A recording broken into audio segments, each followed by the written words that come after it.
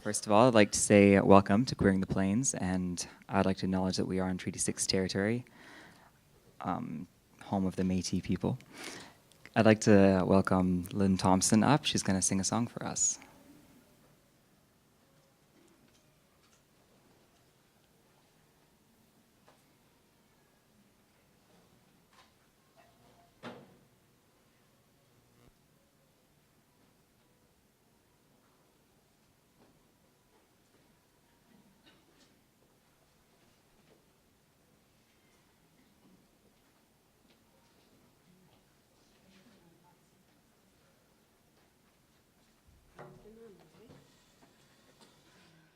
Bonjour, welcome. I'm really honored tonight that I was actually asked to do open song. I have a little entourage with me, as you can see.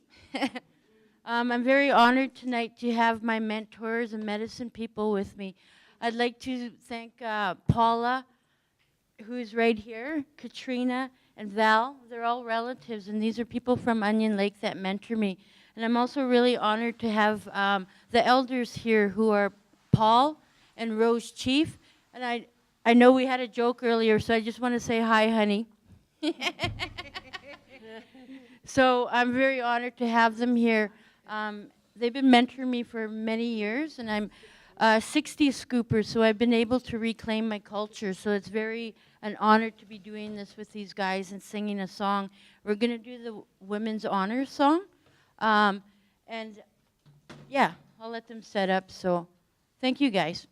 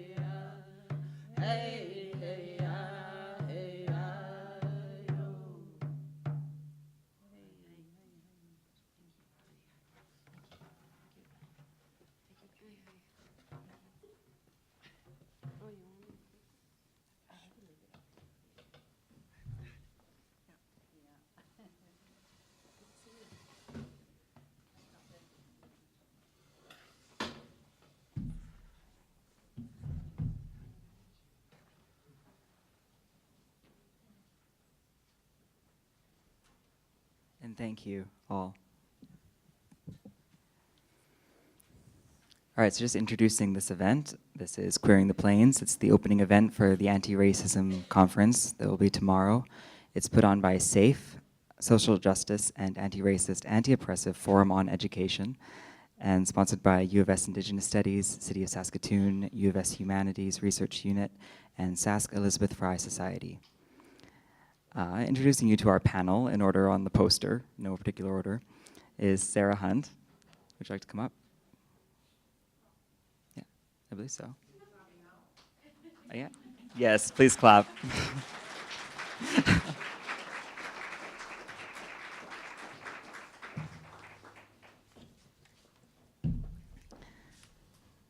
All right.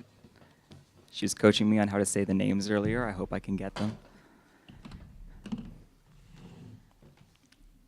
All right, so here we have Sara Hunt. She is a Two-Spirit scholar from the Kwagilth community of Kwakwaka'wakw Nation. She is an assistant professor at UBC in the Institute for Critical Indigenous Studies. Her scholarship builds on more than 15 years of community-based research, education, and advocacy. Sara's research uses a strength-based approach in examining issues facing Indigenous youth, Two-Spirit people, women, and families, including the health and social impacts of colonialization and everyday forms of resistance to colonialism. She has published popular and scholarly reports and articles on Indigenous gender relations and Two-Spirit health, violence, justice, and a range of other issues of concern to Indigenous communities. So welcome to Sara Hunt.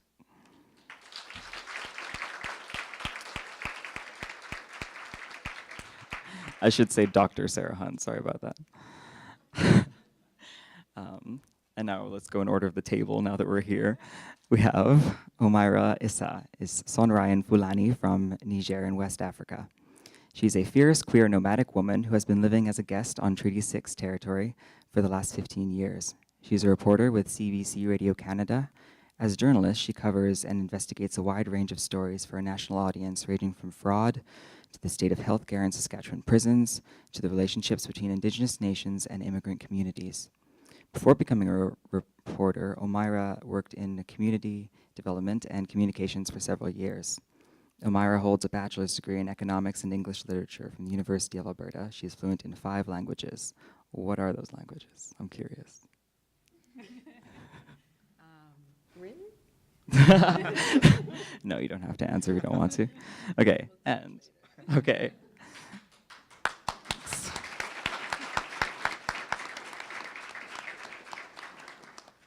And filling up the table is Ryan Jimmy.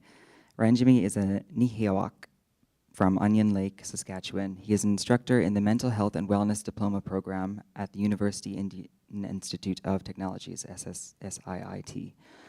An advocate for safe spaces for all genders and sexualities, Ryan has experience facilitating Gay Straight Alliance net groups and working with Two-Spirit youth, community organizations, and university research networks. He has participated in various research projects locally and nationally around Indigenous youth and violence prevention, Two-Spirit and queer Indigenous issues, homelessness, and LGBT mental health. Ryan is a Master's of Education student with the Department of Ed Foundations at the University of Saskatchewan, working with an anti-oppressive and Indigenous research framework. His research explores the intersectionality of Two-Spirit queer Indigenous identities. So welcome to Ryan Jimmy.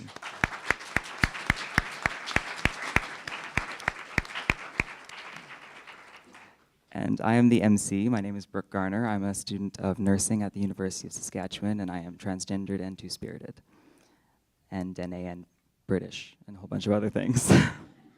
Okay, so welcome to this event.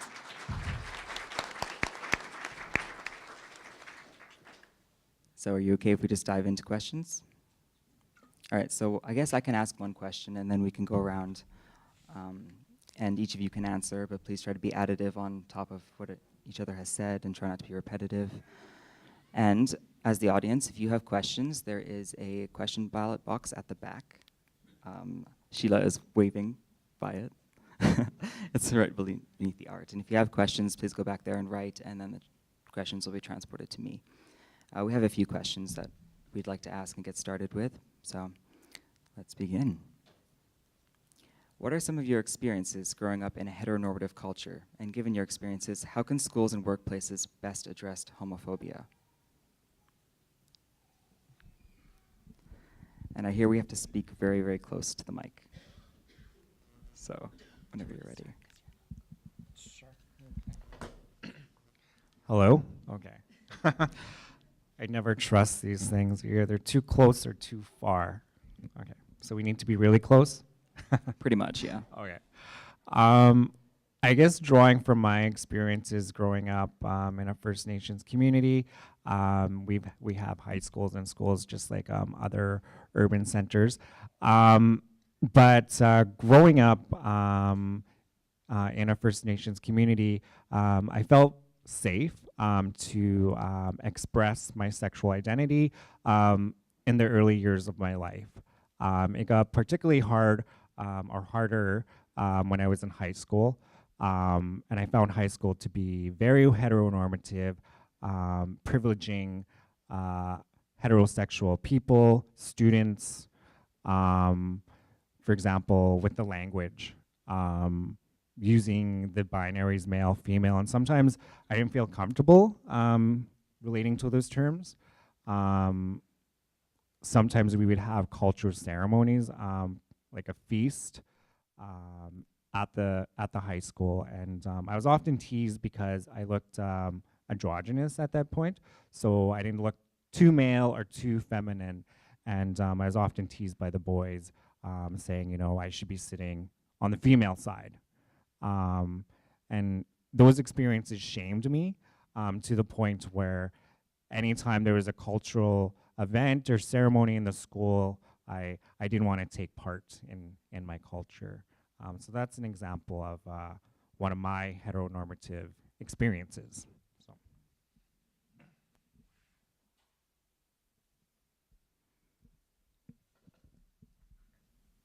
was trying to see if I could kind of move it. I think that's possible. You can probably take it out. Maybe. Is that shade?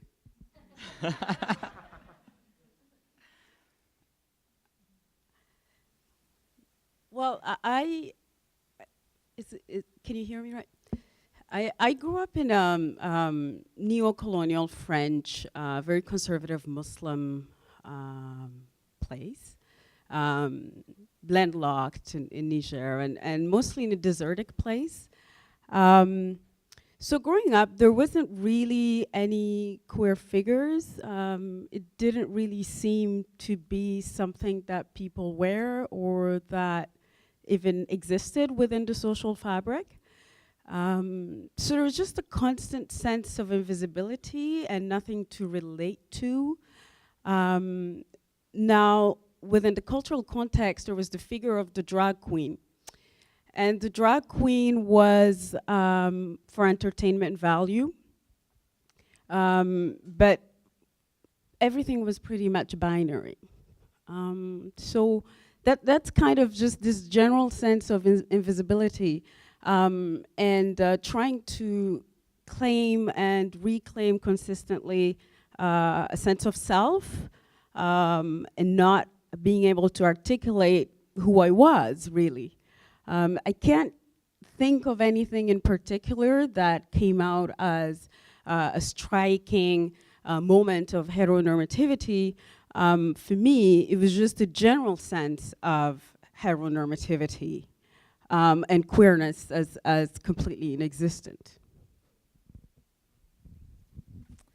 Yeah, I mean, I think for me, when I think about the impacts of heteronormativity, I think about how colonization has impacted our own cultural knowledge about gender and sexuality. So, you know, Alex Wilson's work on kind of coming into yourself for me really resonates because it was only after I came out when I was about 19, came out officially to my mom, that that I began rethinking my earlier things that had happened, like crushes and making out with my friend in her waterbed. and how I didn't think of it as being about my, I don't know. I never thought about that before as being about something about who I was.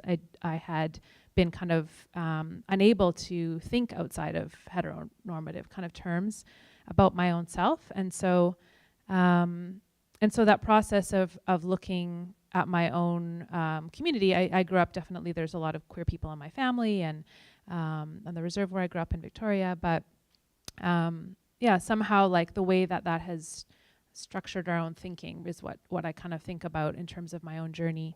I definitely had times when I was a kid, like I went through a phase of I had really short hair and for a number of years and got called Sunny all the time and stuff. And that kind of has changed for me over the years, kind of my own gender expression. But, and the answer to that was to get my ears pierced. Like my mom, didn't want me to have that mistake. So, yeah, I can see these little ways, but more for me, I think the harder work for me has been like doing that internal decolonizing work. So.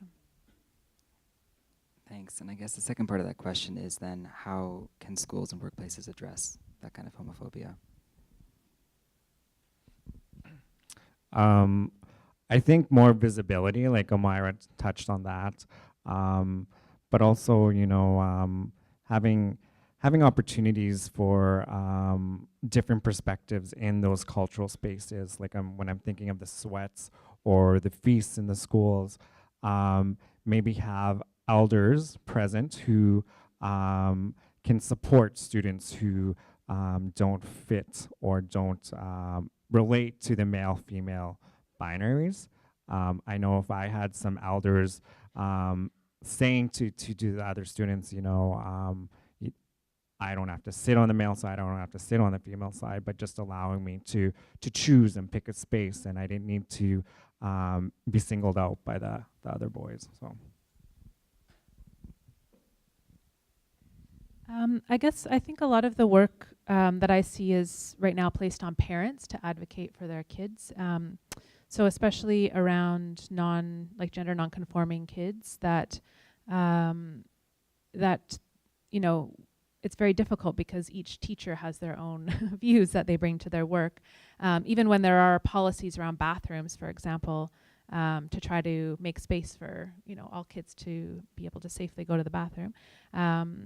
That how that's treated or whether it's normalized as just being part of how we are together as a community is really dependent on the attitudes of who works there and makes up the school. So I think that having ways that schools as a whole take those initiatives on together as a community is really important, so that it's not up to parents or it's not up to kids to have to get adults to advocate for them, or them to have to advocate for that for themselves. Because I think that's one of the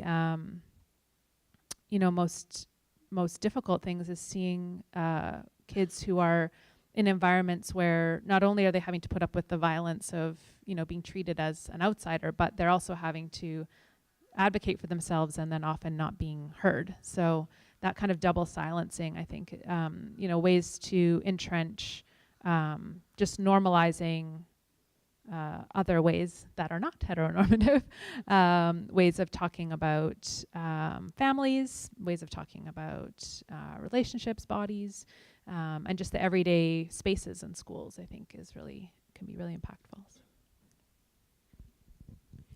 Yeah, definitely everyday spaces. I absolutely echo that. I think part of creating spaces is also welcoming difference.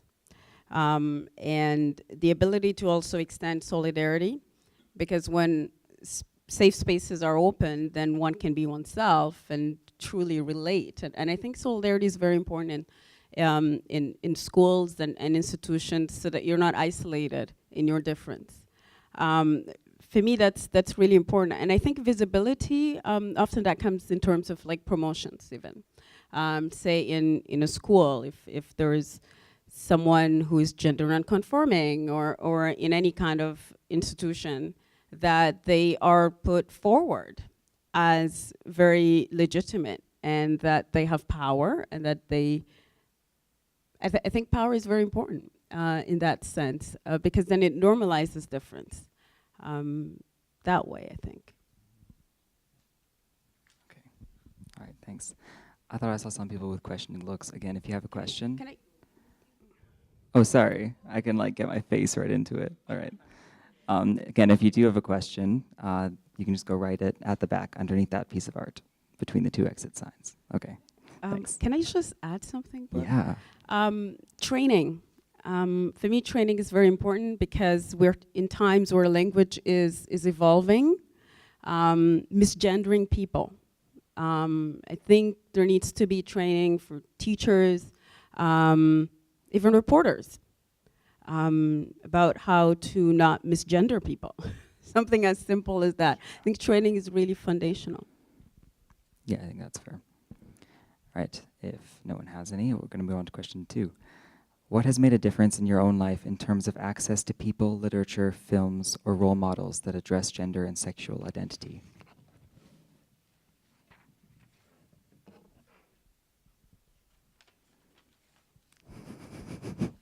I guess what has made a difference in my life was having the opportunity to go to university and be exposed to different ideas about sexuality. My high school experience, I didn't have any adults to connect with. I didn't have people helping me understand some of the experiences I was going through and the questions I had.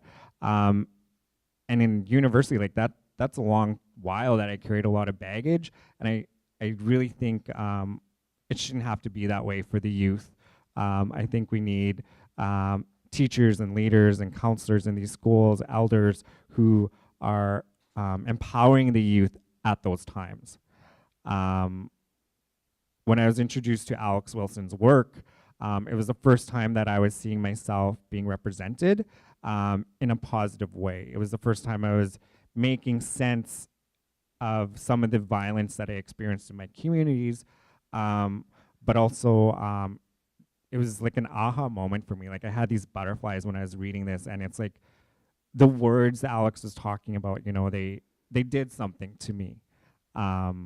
So yeah, that kind of just set me on a path where I wanted to know more about Two-Spirit people and some of their experiences. So. I think role models are everything. I remember meeting the first lesbian in my life. That was in university. And I thought, oh, wow. that that completely changed my life. It really did. And I think for me, coming of age in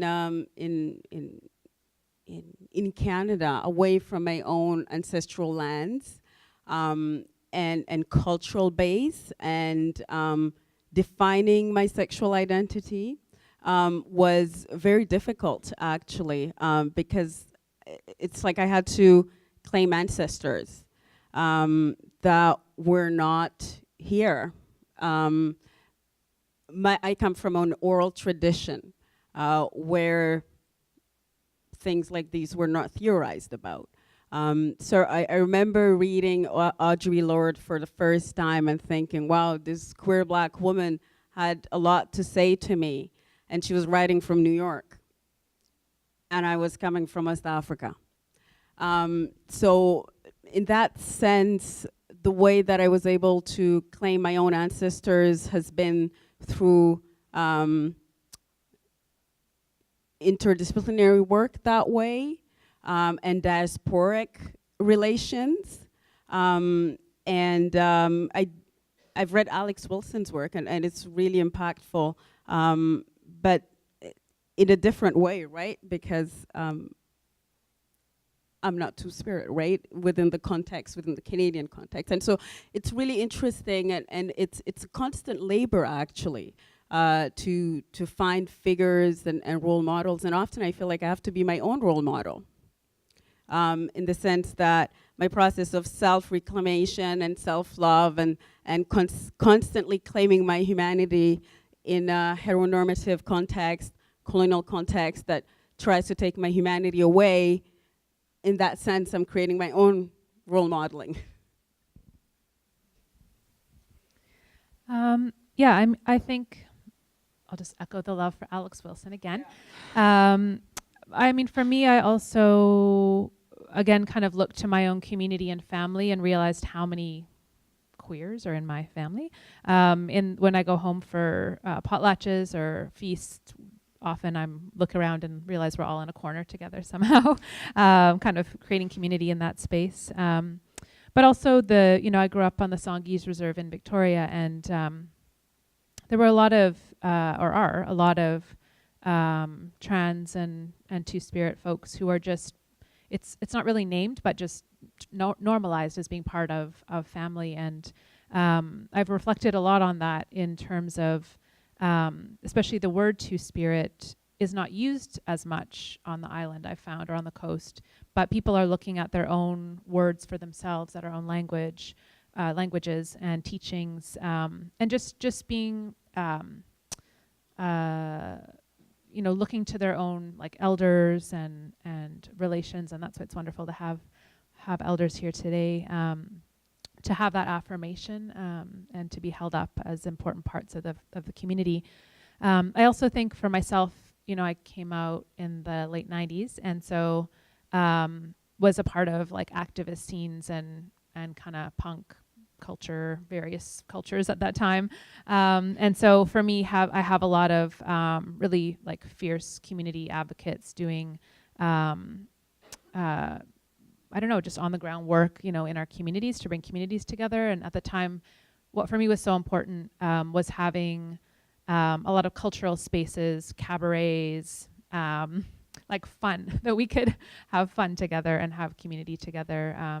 And reading the work of poets like Christos and Beth Brandt, who are, often now we have a lot more kind of theorizing of two-spirit lives, but that earlier work, we often don't think about the importance of that. So for me, that's where I really found a home and started to do that kind of self-affirmation that you're talking about. I feel like this kind of bleeds into the next question. What theories do you draw from to understand gender and sexual identities, and what books or authors would you recommend? And you have to say someone other than Alex Wilson.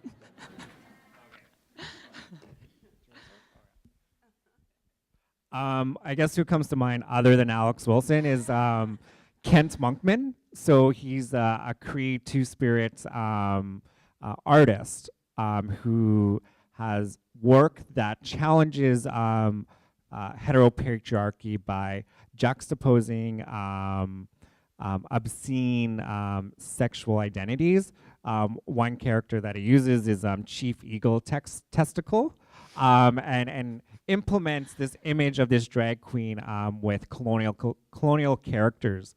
And to me, when I look at his work, I'm like, wow, like that's so risky, but it makes so much sense to me. So that's one person I would suggest you Google and look at his work. So that's Kent Monkman. That's such an amazing question, because one of the most liberating moments in my life was when I realized I have to decenter, and in fact, I can decenter white, Eurocentric men from my intellectual landscape. And that was an extraordinary moment for me, because I grew up in Niger, which happens to be, according to a lot of international standards, one of the poorest countries in the world, where access to education is quite rare and a privilege. And I grew up in a very secluded place in the middle of the Sahara Desert called Arlit. It was a mining town, and the French created an artificial town based around a resource, the uranium. So that whole city was created for extraction of uranium, which obviously is also very impactful here as well in Saskatchewan. But in any case, there was a library there, and we didn't have a library at the school, but that wasn't a thing. But there was a library in the little town, and it was run by this woman, I don't think she read, actually. But they needed somebody to run that library, and she had free time, a lot of free time. And that library was for and made by colonial French people who were there. And so when they left, it stayed there. And they had a lot of 19th century French literature. And for me, that opened my world. In middle of West Africa, it opened my world.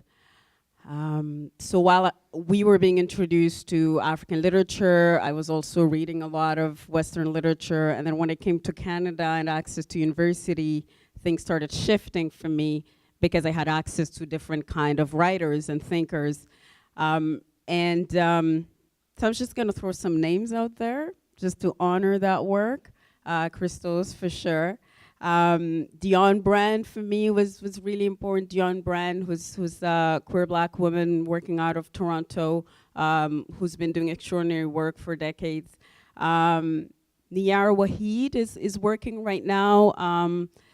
Really amazing work. Erica Violet Lee, I'm just gonna mention that name, sorry. Gwen Benaway as well. Right now, and we were actually talking about Twitter. Twitter for me has been an educational moment and instrument, an instructive platform, because a lot of artists are working from there and coming, expressing themselves from that platform. And I've been able to access a lot of resources that way. So I'm just gonna name those names and leave it at that for now.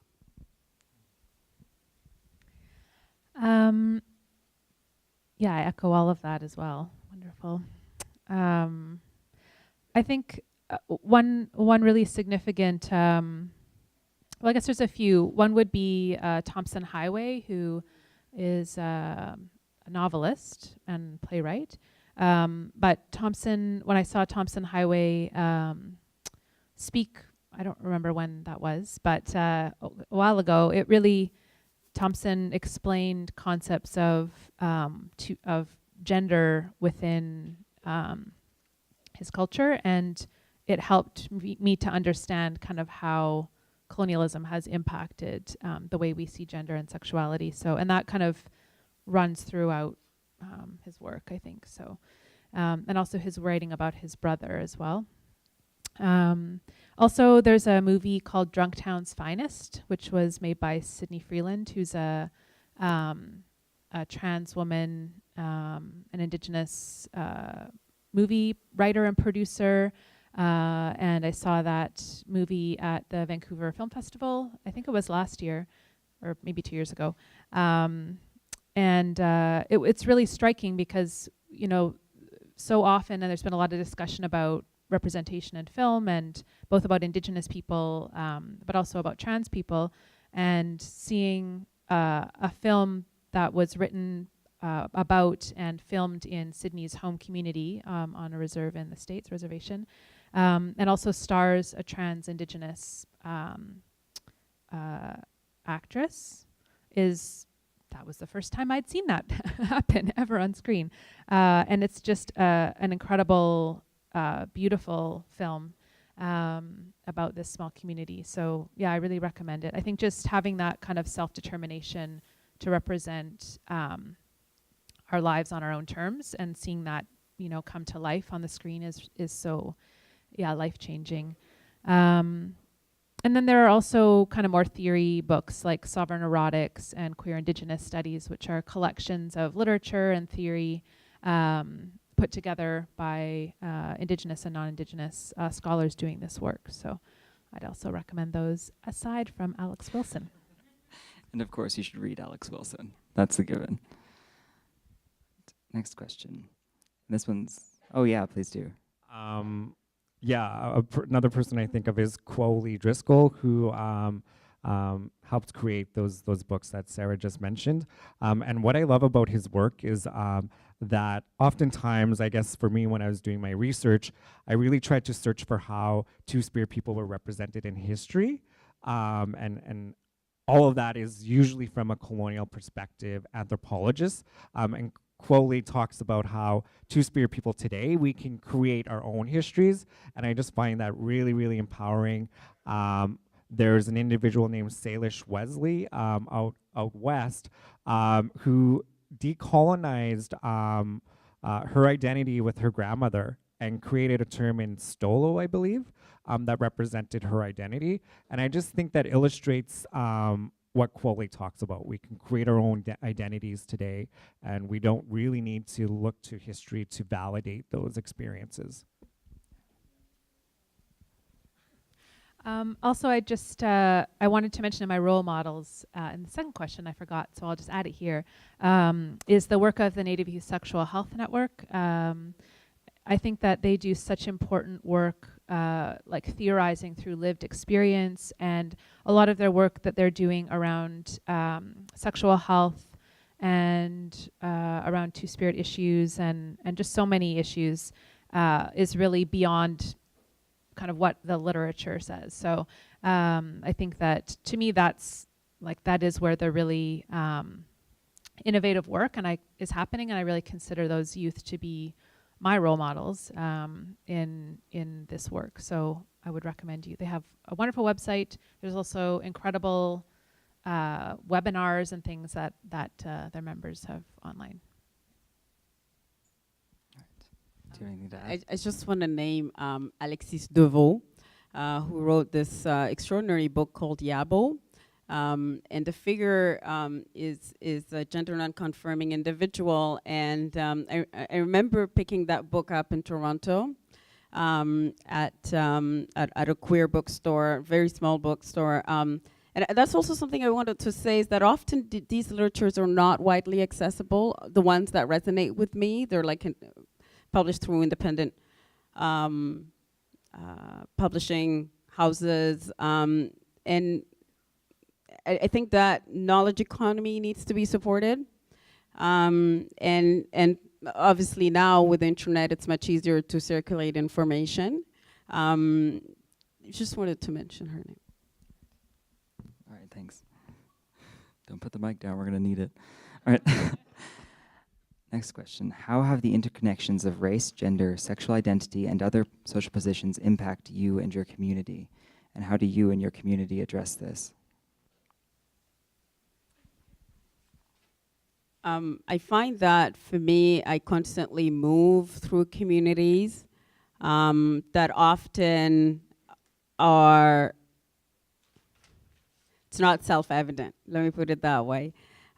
Safety is huge. I'm at the intersection of a lot of different communities, immigrant Black community, Muslim community, queer community, transnational diasporic communities. And often it's like I have to be chameleon. I have to be able to move through communities without or with empowering myself and keeping my dignity and not losing track of who I am based on what space I'm in, because some spaces are not safe for me to be all of myself at the same time. And navigating those spaces is not very easy. So often I'm having to reinvent myself throughout the day, actually. And it's like you can't be too Black in a queer white space. Or you can't be a queer person in an immigrant African space. Or you can talk about certain sexual identities in a Muslim space, in certain Muslim spaces. So I've stopped going to mosques, for instance. For me, it's really important to talk about that in these times of extreme Islamophobia, where certain communities are pitted against one another without having to be. Thinking of the Muslim ban, for instance, and how that has been in some ways justified by saying that a lot of these countries do not respect gay rights or that kind of stuff. Anyways, we can go deeper into that, those nuances. So for me, the interconnections have had to be intersectionality for me, living out intersectionality in a daily basis can be interesting and fascinating.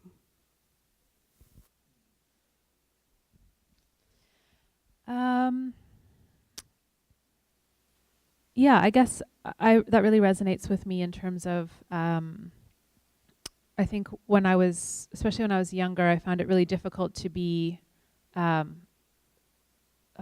whole self in doing kind of work in Indigenous communities and then in queer spaces and doing advocacy, I used to do spoken word a long time ago, various things. So kind of navigating across those different spaces. I also think in our institutions, in like the academy, that there is definitely patriarchy, homophobia. I remember, I've been doing anti-violence work, but also, writing and thinking about those things in terms of decolonizing our relationships, thinking about law and justice for a while. And I remember someone saying that a male colleague had said, like, I don't really do, work on Indigenous politics. And I think that's very gendered, and also it's also as a queer Indigenous woman that I think that impacts how I'm seen. Possibly, maybe that's shifting. Like maybe that will shift as we, go. But there's definitely ways that I'm treated within those institutional spaces that tells me that those forms of discrimination and structural inequity continue in our kind of daily interactions, but also kind of in how we have to situate ourselves to like prove ourselves worthy or something like that, right? In those circles, which I'm really not interested in, quite honestly. In doing some I was doing work around sexual violence on campus over the last while where I work, and was at some point helping organize with students a rally against our president, and realized, I guess I don't care about getting tenure. So I know that like these issues matter to me, these issues around colonial violence and gendered violence. And so that's really what matters, not making myself more legible, I guess, in the institution in a way that would mean kind of shedding or trying to be more legitimate, on the standards that are upheld there. So I guess I think that solidarity building is so important, and for me that really means decentering whiteness in the work that we do, in that and like decentering, instead of just working against heteronormativity and working against that, we're building spaces of coming together. And I think, for example, there's a lot of really exciting work happening in Vancouver, at least, around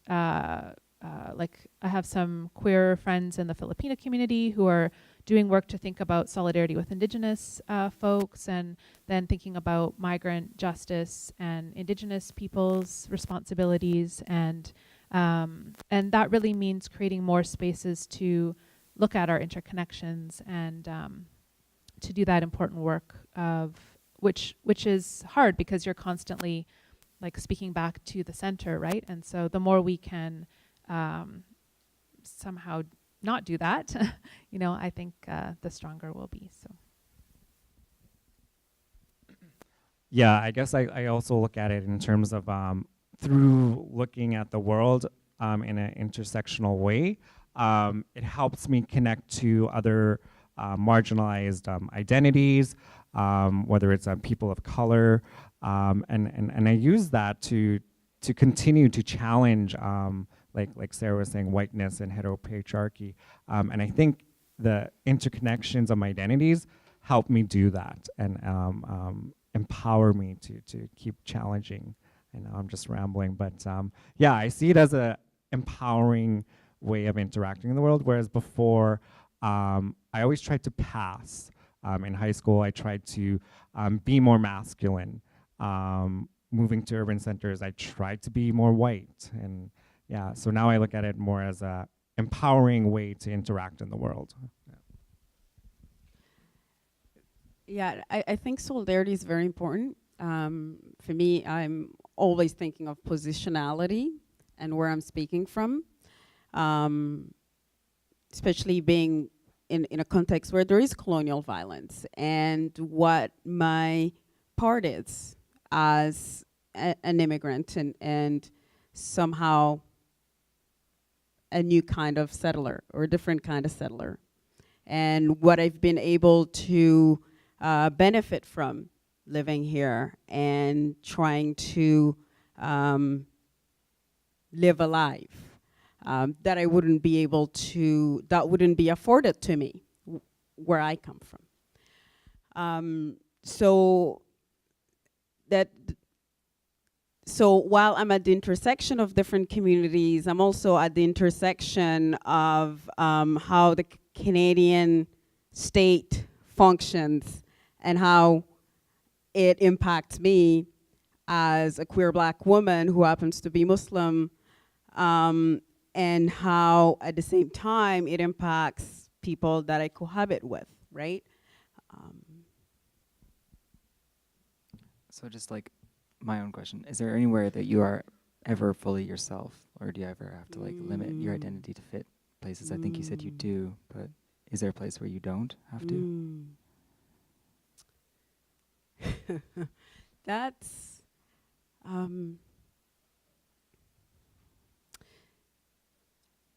the place where I am fully myself is in that moment where I realize that I am reclaiming my humanity within the context of sexism, racism, Islamophobia, homophobia.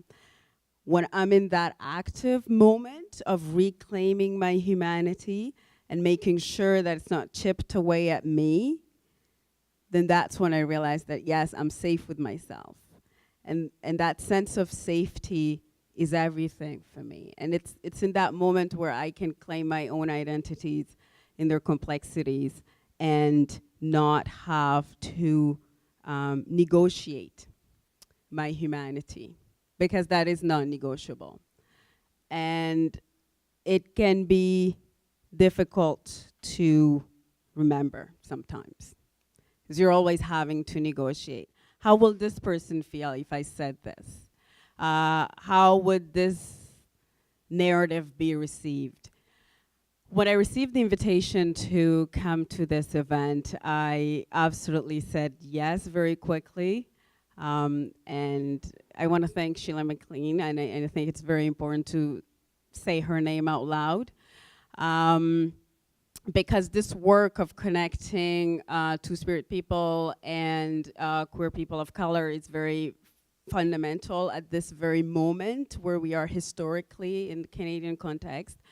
And I went through this moment where I wasn't sure if I was okay with being filmed, and it took many hours of thinking about this. What will it mean for me in terms of security? Say if I have to travel to the United States and being a queer Black woman who happens to be Muslim, or how will this be received in the post-colonial place that I come from, which is part of me. So that kind of negotiation happens on the daily, and that's where I say, it's okay to be afraid. It's okay not to know the answers and constantly think about ways to be in relations to myself, but also in relations to other people.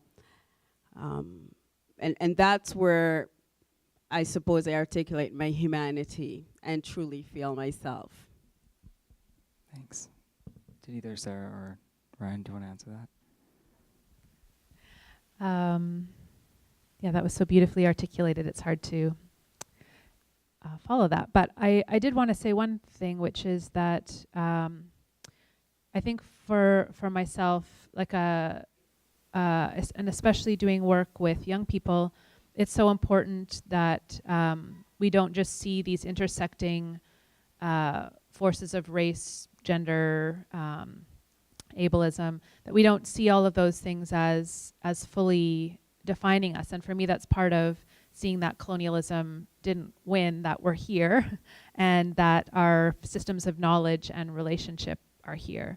And so at the same time as all of those ways of thinking and that are systematized and that are at work and produce that very real violence that you're talking about, at the same time we are living lives, and that's part of that coming in process, and just of Indigenous resurgence and reclamation and just continuation of our ways of being and knowing, is that also always exists in us. And so, if we allow ourselves to be fully defined by those intersections, then, to me, that's like a closed system of colonialism where we can't think our way out of it or act our way out of it. And so that's where kind of intersectionality, thinking of intersectional kind of power relations is really useful in understanding colonial power relations, but it doesn't necessarily account for Indigenous ways of being and knowing are already inherently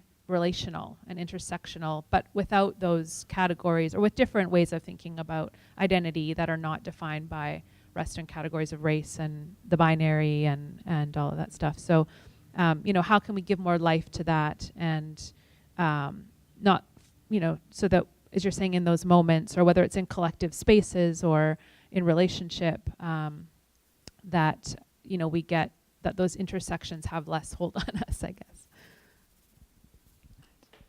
Thanks. I just wanted to say thank you for reminding me about that, that we do have these knowledge systems as Indigenous people. And I guess when I feel my authentic self, it's when I'm reminded of that, and I'm able to participate in building those relationships with my community, with myself, and that's when I feel authentic. And I just want to highlight, in my community, Onion Lake, the elders that were here, they brought a Two-Spirit camp there, and just hearing that, it was like a validation and an acknowledgement, and I was like, wow, this is really great. I feel like people are recognizing me and recognizing the other Two-Spirit people there and using their Indigenous knowledge systems to do that. So, I really appreciate this conversation around Indigenous knowledge systems because I went to NASA in Vancouver this summer, and it was a very important moment for me, being in an Indigenous-dominated space. Often I am in a white-dominated space, and it's a different kind of feel, actually. And at that moment, I realized claiming my indigeneity away from my Indigenous lands is very difficult. And also relating to Indigenous people within their own systems is also empowering for me, because it tells me it's okay to be who I am. One of the things I did when I was preparing for this is that I talked to my great uncle. I said, hey, how do we say our own, hello, I would like to speak to you. You are in an assembly and I'm with you right now. And I would like to open space so that we can communicate. How do we say that? And he sent me an answer which made sense in the context of where he is and if we were back in Niger. But in the context here, it was very difficult to articulate. And so he said, perhaps you could say salam alaikum, which salam alaikum means peace be upon you in Arabic. Now, that is not our own Indigenous way in our own Indigenous languages, right? And I speak my own native tongue. but in a way, it's like it's hard to claim. It really is, with distance and time difference as well. And this is a Indigenous-centered question. Many studies have shown that the highest rates of suicide are among Two-Spirit and queer youth. What are some of the main factors for this, and what can we do as communities to address this? It's on you. I think with suicide and some of the factors that might contribute to the high rates for queer youth and Two-Spirit youth has to do with some of this suicidal work or prevention work isn't considering the interconnections of those identities, but also not involving Two-Spirit youth in some of those processes. Sara highlighted the Native Youth Sexual Health Network, and that's a prime example of how youth are being empowered to tackle the issues around suicide and mental health issues. So I think we need to focus on that to kind of decrease some of the high rates. I guess for me, I think there's a couple things that come to mind. So my own work on violence started because my cousin committed suicide. And after she died, at her funeral, a lot of family members were talking about the fact that she'd spoken up about abuse and no one had heard her. And lots of other relatives were talking about that they had also experienced that. And for me, I really thought about how to not let her silence kind of go as silence. Like how do we hear and hold and witness one another fully, so that when someone is speaking, we can do something. And so I think so much of the youth are speaking. They are speaking in, and I always want to say, like, I'm not a youth anymore, as we can all tell. I used to get, not too long ago, mistaken for a youth, but not anymore. And so as adults, like for myself, I think about how, I don't want to speak for youth, but I think what I hear young people saying is to listen to them and to create avenues for, as was said, centering their voices in the action, and also to see them as leaders, not tomorrow, but right now in our communities. And one example that comes to mind for me is in Attawapiskat, when there was, I think it was last year, there were a number of suicides, and there were some youth who released a statement. And the statement wasn't just, we saw that like a media response that was around counseling, and there's often like they're going to fly in a counselor for a couple days or whatever, and the government, that was the response. And I think if you read their letter, it really talked about what they saw as impacting, the kind of root factors around suicide in the community was very broad. It had to do with relationships to land, with dispossession, intergenerational trauma, so many larger social issues that are really related to colonization. And within an Indigenous health context, we think about the social determinants of health, and really seeing that colonization is the main one. And so, if we only think about suicide in like a pathologizing, individualistic mental health, which is true, we do need, that we need that as well, but that taking that out of its cultural context, out of the context of dispossession, colonization, all of the aspects, and heteronormativity, and having spaces where there's cultural safety for youth, where there's a sense of connection, not just culturally, but that part of that cultural connection means connection to teachings around gender and sexuality when it comes to queer youth. I think that gives us a much more to take on than just thinking about it in like a mental health kind of framework. So.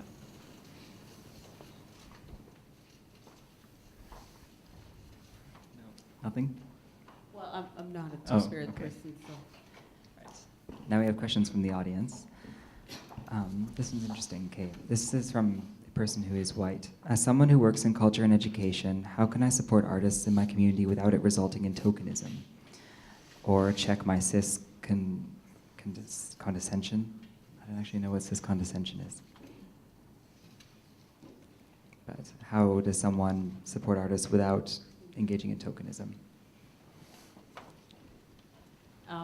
One of the things I thought about this afternoon, thinking of interconnections of identities, I thought, if all the people in my world who belong to all the different communities I lived in were in the same room and really tried to listen to me, that would make a huge difference. Just listening and listening is very important, and hearing is very important because, like Dr. Hunt was saying, how do we make sure that silences are not eternally silenced, right? That silences are able to speak volume. So check your condescension out, is what I want to say, and listen and open your eyes. That's really, really, really important. I thought I'd just give an example of, I ran an Indigenous youth art program in Victoria, at one of the art galleries. So there was a gallery space that was like artist run, and we had a youth artist program. And at the end of it, we were planning like a show and a sale. They wanted to sell some of their artwork. And the youth that had been in Indigenous arts programs before were used to having it like in the gym at school or in the band office or the Friendship Center or whatever. And we got a gallery space downtown in the main downtown core, and set up with DJs, and it was just really amazing. And it was a number of the youths were really so proud and like really they were just taken seriously as artists. And actually one of them now is like a muralist and going on to do really wonderful things. And I think it was just treating them as artists, not as Indigenous artists, part of it, but also recognizing the structural barriers that are faced where they may not get a show in a gallery space. They might not even know, like, I know for myself that working in any kind of field, unless someone gives you the kind of the knowledge about professionalization, that we don't have that. We don't just inherently know these things. So recognizing that, that Indigenous, some of that might be removing the structural barriers that racism produces and homophobia produce and whatnot, to clear the way so that they can be taken seriously as artists and kind of held up as other artists would be. So. Yeah, I think just validating their experiences and the knowledge that they bring is very important, and allowing them to develop their skills in a way that's authentic for them is important. Fair answers. All right. This one's very specific.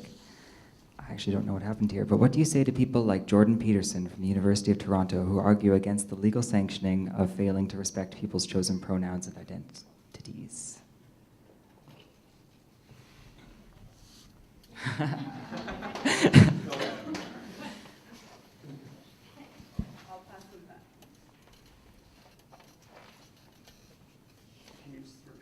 All right, so what do you say to people like Jordan Peterson from the University of Toronto who argues against the legal sanctioning of failing to respect people's chosen pronouns?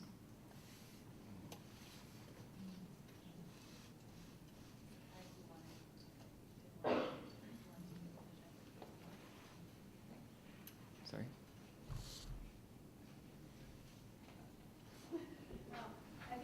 If we're talking about, I think it's a professor who's fighting for his right, like it's a freedom of speech issue, to not have to call people by their chosen pronoun is the thing.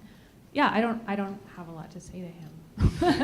Like I think that like a self-determining approach that comes, from I think a lot of the worldviews that we would try to, nurture in the world.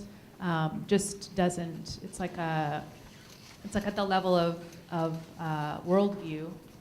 There's not a lot of dialogue, unfortunately. So I would ask him to listen exactly what you already said. And if he can't do that, then we probably don't have much more to talk about.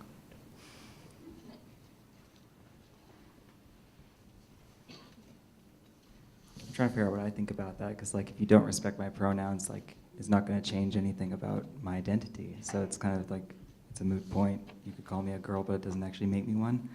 But also, I don't know, like if it's a freedom of speech issue, then you can keep your freedom of speech and I'll just keep my identity, and it's like, everything's okay. But I don't know. And then the next question, how can people continue with religions that are patriarchal while also embracing gender justice?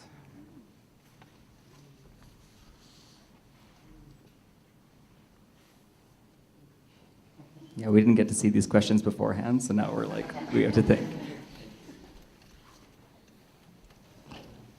I'm just very grateful for the work that a lot of queer and feminist and anti-racist scholars are doing right now in reading and rereading the Quran, because that opens space for me to be an individual with a Muslim heritage. I don't have a fixed answer to that. It's a very difficult question. I remember part of coming to terms with coming in to myself and with myself. I went through this process where I said I had to read the Quran and see what it said about me. Fortunately and unfortunately, it didn't have anything to say about me, because the Quran doesn't really speak to female homosexuality. So I was left to think, okay, so that it's a very hard question to answer. I think the work that scholars are doing right now in redefining the heteronormative, patriarchal, racist readings of the Quran is foundational and fundamental right now. I don't define myself as religious, but the best way I can answer this question is, you can still practice your religion as long as you're not using it to impose those views on someone and take their power away, I think is very important. All right, thanks. How do you feel cultural safety and safety of identity could be improved in a healthcare encounters?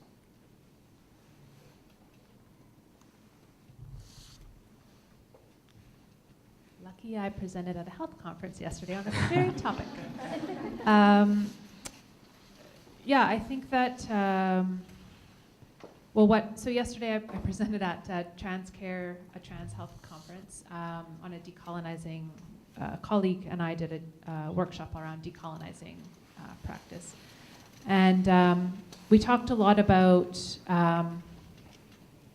kind of like a lot of the approaches that the Native Youth Sexual Health Network use are about meeting people where they're at and following their lead. So we had a doctor, for example, who talked about really individualized care. So using language that reflects people's, the way that people want to be talked about, whether it's identity or bodies, not just pronouns, but other ways. And that requires educating kind of ourselves in a health context.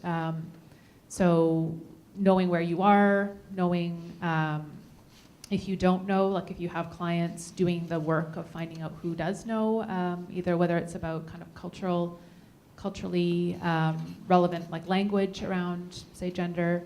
And also we talked about visibility, just normal, especially in a health context. I mean, there's a lot of heteronormativity in Indigenous health. Like if you look at even Indigenous health that's around family violence. I just finished a report with a colleague, and we looked at 15 years of Indigenous family violence literature in Canada, and only 4 of them mentioned LGBTQ people as existing in our families and how we are conceiving of families. So, and this is also, you know, echoed in the health field. So, really, also actually the BC First Nations Health Authority in their literature, the only place that I found Two-Spirit people mentioned was around smoking cessation.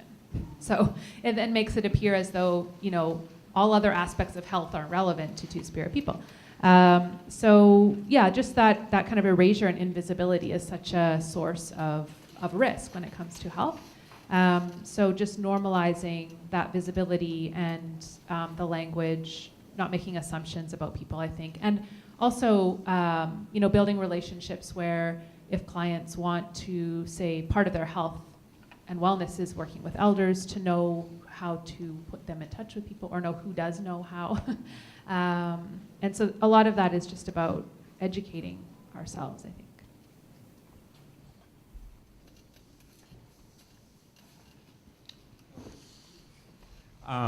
Yeah, so the health profession pathologizes, and I found, like, in my own research, you know, anything related to Two-Spirit people and health, it was very kind of like victimized them, and really didn't help them find solutions through some of the health-related issues. And it really got depressing when I was reading all the research on Two-Spirit people. It was like, oh, because of this identity and this identity, they're more prone to mental health issues, or they're more prone to alcoholism, they're more prone to being abusive.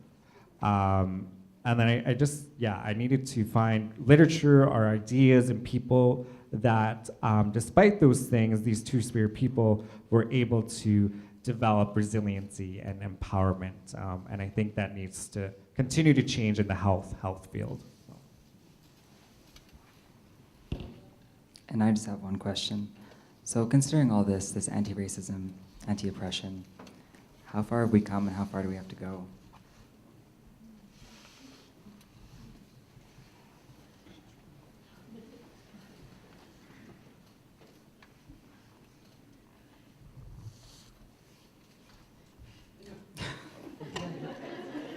Sorry.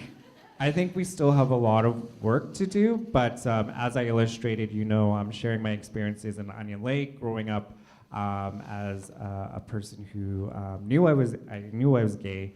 I didn't have elders to connect to, or just adults in the community to say whatever I was experiencing was okay. And then I shared how that's changed now. Like, they are working with Out Saskatoon. They are working with the elders to develop those camps. And to me, that's really empowering and makes my heart feel great. I think there's still some areas in our society that we need to continue to help Two-Spirit people and queer people of color become more visible.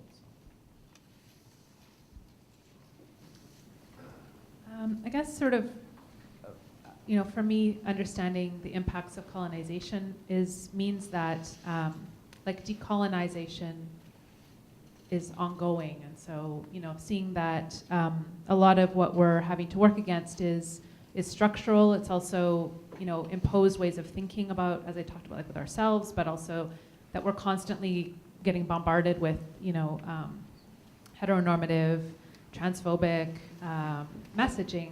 And it's in, you know, just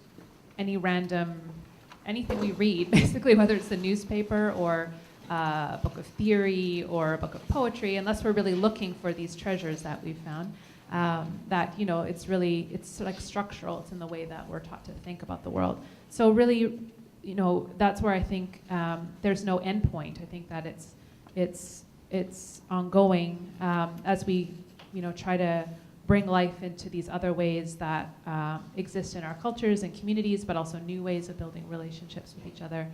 I do think, as you said, I appreciate that with the work that the elders are doing.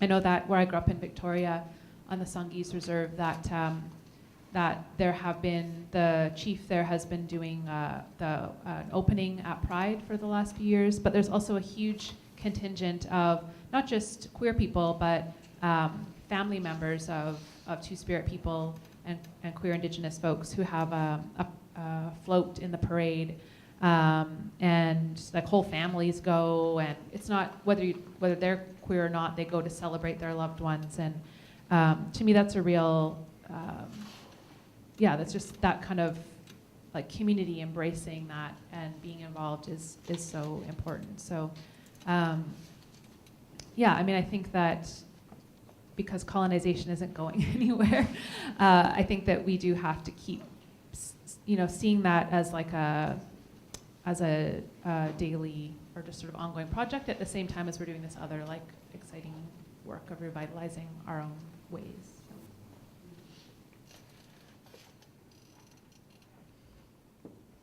And Elmira, does anyone else have any other questions? Those are all the questions that I had. All right. If that's the case, then I'd like to thank you three. It has been a privilege to ask you questions for this evening, so thank you.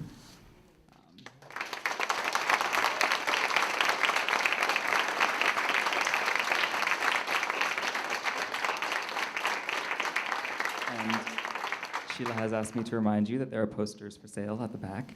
So this is what they look like. They're very beautiful. And I'd like to again thank our sponsors and to thank Sheila McLean for organizing us all and bringing us all together and making this happen.